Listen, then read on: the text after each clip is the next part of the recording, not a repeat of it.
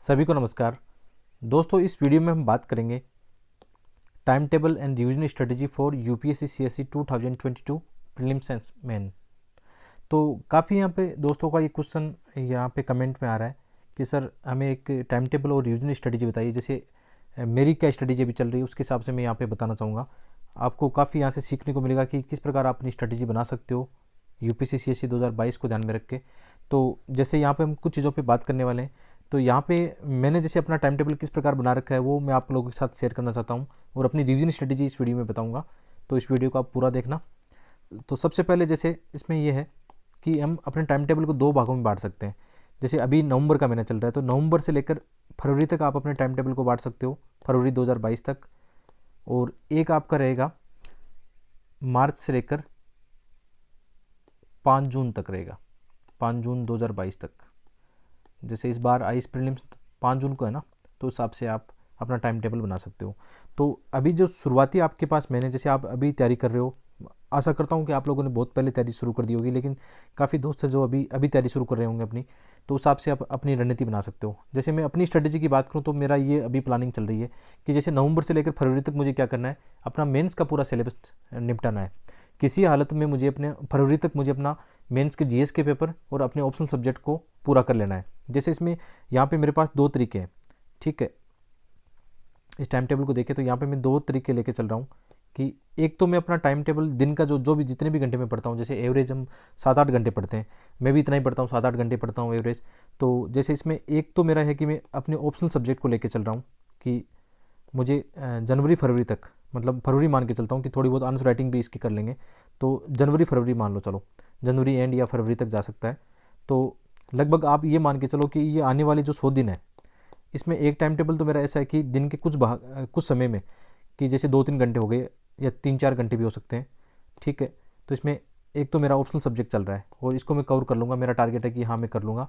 कुछ इसमें answer writing भी साथ साथ में करते चलते हैं तो अच्छा रहता है, ठीक है। आंसर राइटिंग भी होनी चाहिए और आपका सिलेबस कम से कम पूरा होना चाहिए, क्योंकि अक्सर ये होता है कि यार आप प्री में जब एग्जाम में बैठते हो, आपका ऑप्शनल सब्जेक्ट या जीएस का मेंस का सिलेबस तैयार नहीं होता तो आपको मेंस में उतना अच्छे मार्क मिलते नहीं है। मेरा अनुभव कहता है कि आप जानते हो कि मैंने 4 बार मेंस लिखे हैं, तो हर बार जब मेंस के एग्जाम में बैठते हैं तो ये महसूस होता है कि यार काश मैं अपना सिलेबस पहले ही निपटा लेता, प्री से पहले अपना सिलेबस कर लेता, ताकि जब प्री का रिजल्ट आता है तो उसके बाद में केवल मैं आंसर राइटिंग करूँ। तो एक तो मेरा ये चल रहा है। जैसे आप लोग भी अपना इस हिसाब से टाइम टेबल बना सकते हो कि सबसे पहले आपका ऑप्शनल सब्जेक्ट साथ में हो जाए, और साथ में जैसे आप 8 घंटे पढ़ते हो तो 2-3 घंटे या मतलब 4 घंटे तक भी इसको ऑप्शनल सब्जेक्ट को आप दे सकते हो। बाकी जैसे आपका टाइम बचता है जिसमें 1 घंटा आप न्यूज़पेपर भी पढ़ते हो, जैसे मैं द हिंदू पढ़ता हूँ और एक हिंदी का न्यूज़पेपर पढ़ता हूँ, 2 न्यूज़पेपर में पढ़ता हूँ, 1-1.5 घंटा उनमें लगता है, ठीक है। और ये थोड़ा थोड़ा जैसे जैसे हमारी एग्जाम पास में आएगी ना, हमारा ये टाइम टेबल क्या होगा, टाइम जो है ज़्यादा बढ़ता चला जाएगा। जैसे अभी 7-8 घंटे पढ़ रहे हैं तो बाद में 12-12 घंटे भी हम पढ़ेंगे एग्जाम जैसे जैसे पास में आएगा, ठीक है। और एक मेरा टाइम टेबल हिसाब से है कि जैसे मेंस के जो पेपर है, जीएस फर्स्ट है, जीएस 2 है, जीएस 3 है। जैसे जीएस 4 तो मैं पहले ही कंप्लीट कर चुका हूँ, मैंने अपने सारे नोट्स और वीडियो आप लोगों को पहले दे दिए मैंने।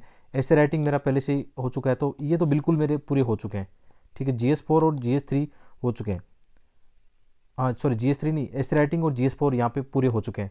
और इसके साथ ही जैसे मेरा जीएस फर्स्ट में भी ज्योग्राफी वगैरह ये काफ़ी सेक्शन कंप्लीट हो चुका है, ठीक है। तो अभी मेरा टारगेट क्या रहेगा, आने वाले जो 100 दिन होंगे, 110 दिन होंगे, यानी जनवरी फरवरी तक मान रहा हूँ कि जैसे जीएस फर्स्ट और 3 के अंदर आपने एक चीज़ नोटिस की होगी, ये प्री प्लस मेंस है, मतलब दोनों एक साथ पढ़ने, इंटीग्रेटेड है एक दूसरे के साथ में।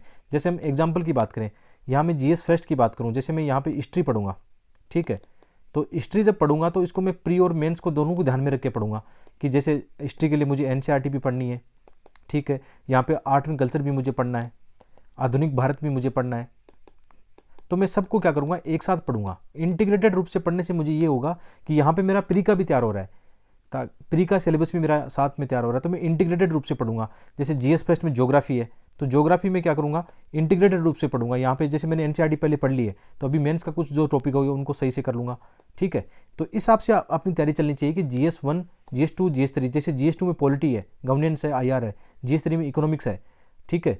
ऐसे ही प्री के अंदर ये सब काम आता है। तो जब भी आप अपना ऐसा एक टाइम टेबल बनाओ तो उसके अंदर इंटीग्रेटेड बनाना कि फरवरी तक आपका मेंस का भी सब सिलेबस तैयार हो जाए और उसके अंदर प्री की चीज़ें भी काफ़ी कवर हो जाए। तो इस हिसाब से आपका क्या रहेगा, ये टाइम टेबल रह सकता है। जैसे इसमें बाद में क्या होगा जैसे इसमें हम एक चीज़ लेके चलते हैं कि फरवरी के बाद में टाइम टेबल कैसा होगा, कि जैसे हमने अभी तक लिया कि 110 दिन हमारे पास ये नवंबर से लेकर फरवरी तक है, ठीक है। लगभग 100+ डेज मान के चलो, कुछ दिन आपकी पढ़ाई नहीं होती है कई बार, तो 110 दिन हम लेके चल सकते हैं कि फरवरी तक आपके पास है। जून तक हम मान सकते हैं कि 100 दिन ये हमारे पास है, ठीक है। मार्च के 30 दिन हो गए, फिर अप्रैल और मई और जून के कुछ दिन हो गए। 100 दिन का टारगेट यहाँ पे लेके चलो कि 100 दिन आपके पास केवल प्रीलिम्स को देने के लिए होंगे। तो यहाँ पे आप दो तरीके से अपने टाइम टेबल को डिवाइड करना। एक तो आपको जीएस फर्स्ट पढ़ना है, ठीक है। और जीएस फर्स्ट में आप पहले भी पढ़ चुके हो, कब, जैसे अभी मेंस का पढ़ रहे हो, जैसे आप जो भी मेंस का अपना सिलेबस तैयार करते हो उसमें जीएस की काफ़ी चीज़ें कवर हो गई आपकी, कि आपने इंटीग्रेटेड रूप से पढ़ा प्री और मेंस दोनों के हिसाब से। तो जीएस फर्स्ट का एक बार आपका यहाँ पे काफ़ी चीज़ें कवर हो गई। फिर जीएस फर्स्ट की यहाँ पे क्या होगा, कुछ चीज़ें ऐसी चीज़ें जो आपने पढ़ी नहीं है उनको पढ़ना होगा, अपने सिलेबस को कवर करना होगा। फिर आपको इस पर रिविजन स्ट्रेटेजी आपको अपनानी पड़ेगी, ठीक है। आपको मॉक टेस्ट इस समय आपको देने हैं, ठीक है। और जीएस फर्स्ट में आपको प्रीवियस ईयर के जो पेपर है वो आपको खूब सारे क्वेश्चन आपको सोल्व करने हैं। तो ये इस प्रकार आपकी जीएस फर्स्ट की स्ट्रेटेजी रहेगी साथ में।